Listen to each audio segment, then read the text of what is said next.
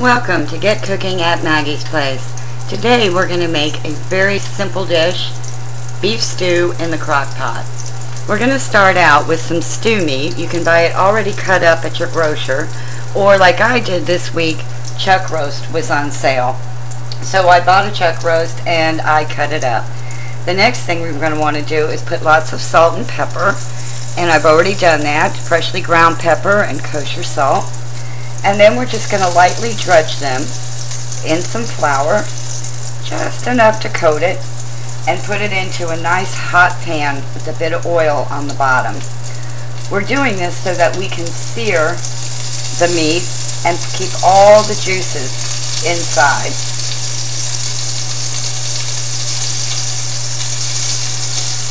I'm getting my juices in, and there's about a tablespoon of oil. Make sure you shake off the excess flour, and you try not to crowd the pan. If you have to do it in a couple batches, that's fine too. Our stew meat has browned up very nicely.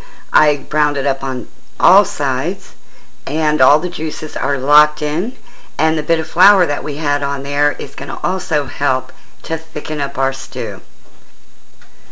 I'm going to add this to our crock pot and get started on our vegetables. Next, we're going to chop up our vegetables to go into our crock pot. And I've got celery, turnips, scallions, onions, parsley, carrots, and potatoes. And for the recipe and the ingredients, you can go to MagiesPlaceCookbook.info. Now we've added our carrots and our turnips, our celery, our onions, our scallions, and potatoes on top of the meat that we put into the crock pot earlier. Now we're going to add a bit of spice, some flavor, and I'm just going to crush up some fresh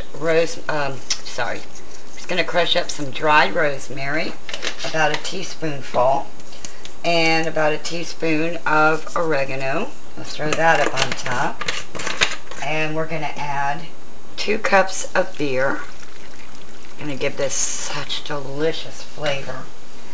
And about a spoonful, good tablespoonful of Worcestershire sauce. And also I like to add a dry packet of au jus gravy to that also. We're going to go ahead and give this a good stir. Just kind of toss it around a little bit. And when it starts to cook and the steam starts hitting all these vegetables and the meat, and the beer starts coming up and liquefying everything, it is going to be absolutely delicious. So we'll put our lid on, and we're going to set that for 5 hours on high, and then we'll come back and give it a check. Our beef stew is coming along just great, and what I did was I gave it a test. It's been about 5.5 hours. And I gave it a test, and I checked our potatoes, which are fork tender, and I gave it a good stir, and I checked the meat, and it is very tender too. The carrots are just perfect. So what we're going to do now is we're going to add about a ½ cup of water that I've mixed some flour into, and mix it really, really well. That way you won't have any lumps. We're going to add that into the pot. Give it a stir. Oh, it's so delicious. I tasted the juice from it, and it was just perfect. It didn't need salt, didn't need pepper, did not need anything. All of the blends from the potatoes and the carrots and the onions, all those wonderful flavors have mixed in. And as you can see how quickly, once I've added the flour and water, it's already giving us a thicker gravy for this beef stew.